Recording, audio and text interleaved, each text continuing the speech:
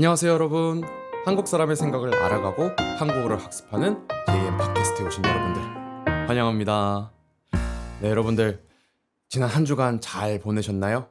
오늘 하루는 어떻게 보내셨나요? 네, 벌써 5월 달이 됐습니다. 참 시간이 빠른 것 같아요. 네, 이게 매일매일 일하고 하루도 쉼 없이 살다 보니까 어느새 5월이 됐더라고요. 예, 요즘 정말 5월이 됐다라고 이렇게 믿기지 않을 정도로 열심히 살아가고 있는 것 같습니다. 그래서 조금은 지친 상태인데요. 그럼에도 힘내보겠습니다. 파이팅! 네. 제가 이렇게 방금 전에 5월을 되게 강조해서 말씀드렸잖아요. 왜 5월을 말씀드렸을까요? 5월은요, 한국에서 가정의 달이라고 부릅니다. 왜 가정의 달이라고 부르냐면요, 아무래도 쉬는 요일도 많고요. 그리고 부모님께 효도하고, 그리고 나의 자식에게 평생 잊지 못할 소중한 추억을 만들어 줄 수 있는 날이 있는 달이기도 합니다. 여러분, 짐작이 가시나요? 바로 5월 5일 어린이날이 있고요. 5월 8일 어버이날이 있습니다. 네. 제가 알기로는요, 5월 8일 어버이날이 원래는 어머니의 날이었다가 나중에 어떠한 사건인가? 어떤 계기로 어버이날로 바뀐 걸로 알고 있어요. 네. 자세한 상황을 알고 싶으시다면은 제가 항상 말씀드립니다. 네이버 또는 구글에다가 검색하시길 바라겠습니다. 그래서 제가 요즘 바빠요. 네. 저는 성인이라서 어린이날을 즐길 입장이 아닙니다. 20살 전까지는 그래도 부모님께서 그래, 아직은 뭐 성인 아니니까 어린이날 때 이렇게 용돈을 주시죠. 네. 그래, 뭐 이렇게 3만 5만 원 줄게 아빠가. 이걸로 맛있는 거 사 먹어. 뭐 지금처럼 이렇게 퉁명스럽게 말씀하시진 않지만 아무튼 그렇게 용돈을 주셨습니다. 근데 지금 이제 제가 성인이잖아요. 이제는 부모님께 효도를 해야 될 나이가 왔습니다. 그래서 어떤 거를 부모님께 선물을 드리면 좋을까? 요즘 고민이에요. 여러분들은 궁금하네요. 어버이날이 있나요? 여러분들 나라에? 갑자기 궁금하네요. 만약에 있다면은 어버이날 부모님께 어떤 선물을 드리나요? 어, 예전에는요, 학생 때는 아빠가 이렇게 물질적인 걸 그런 걸 별로 안 좋아하셔서 편지 한 장만, 진심 어린 편지 한 장을 써서 나한테 줘라. 그거 자체가 선물이다. 라고 많이 말씀하셨는데 제가 돈을 벌기 시작한 이후로는 편지 말고 물질적인 걸 달라. 완전 태도가 바뀌신 거죠. 아빠께서. 작년에는 제가 그래서 아빠한테 한우 선물 세트, 비싼 거 한 20만 원짜리 한우 선물 세트를 해드렸는데 올해는 또 어떤 걸 해드려야 될까 지금 굉장히 고민입니다. 지금 진짜 며칠 안 남았거든요. 뭘 해드려야 할지 고민이네요. 작년엔 제가 집에 직접 방문을 못했어요.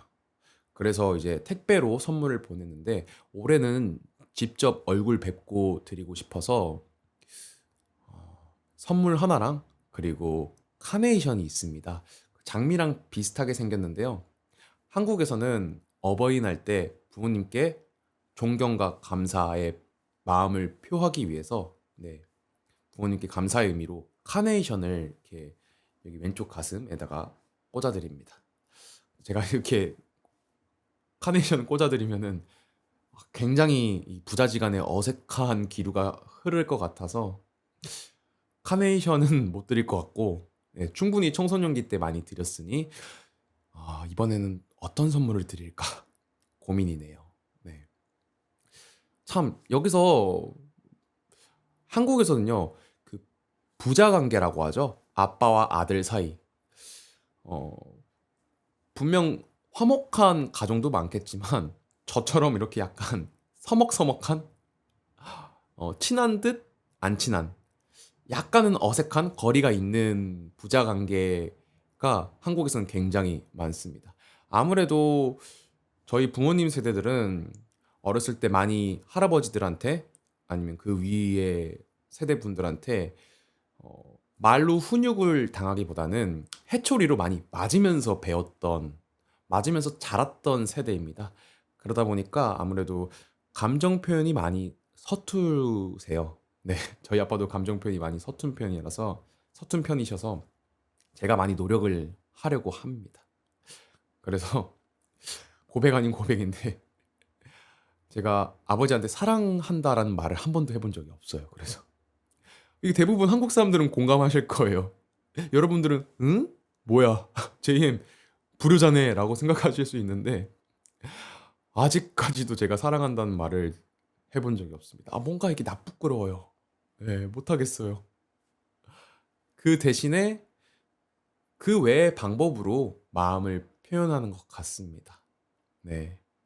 뭐 태도나 아니면 눈빛 아니면은 이렇게 보이지 않는 그 비언어적인 표현들이 많잖아요.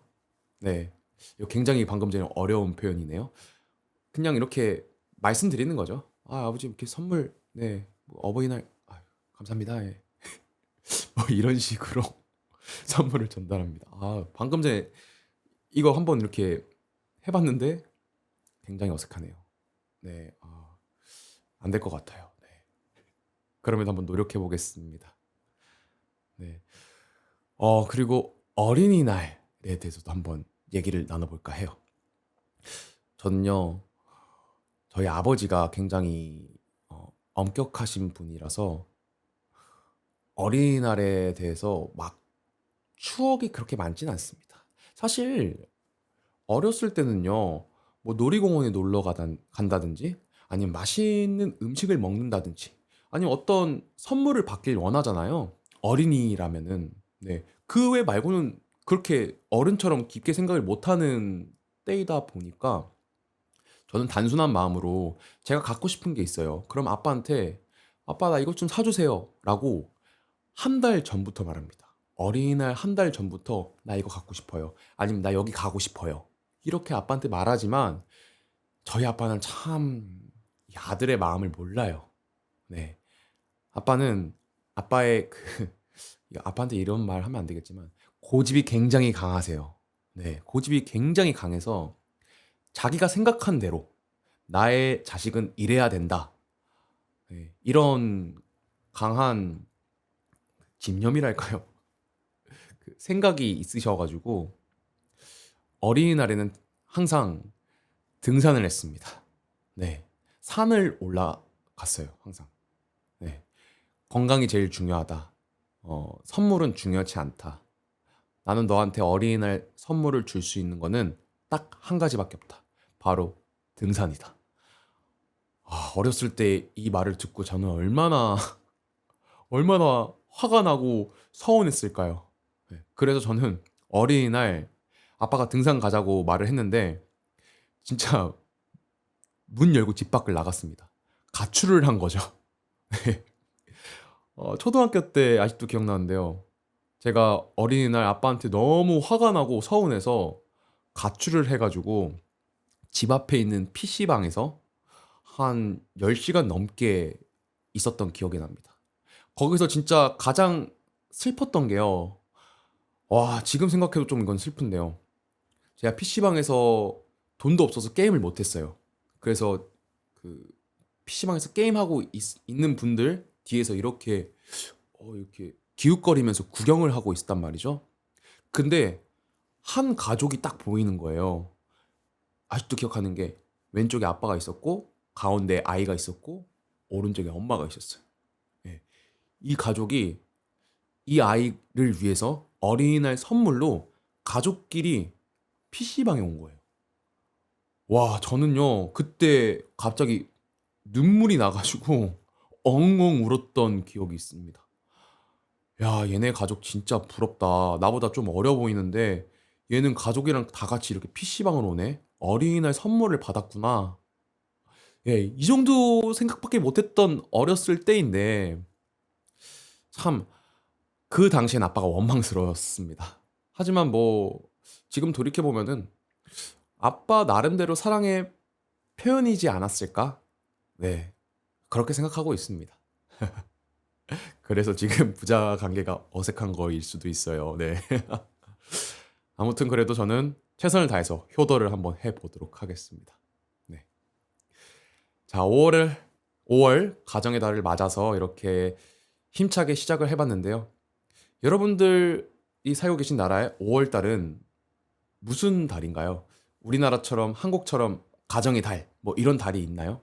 있다면은 댓글란에다가 알려주시면 감사하겠습니다. 아, 그리고 꼭 부모님께 효도합시다. 네. 그럼 제 팟캐스트 오늘도 들어주셔서 대단히 감사합니다. 다음에 또 봐요. 감사합니다.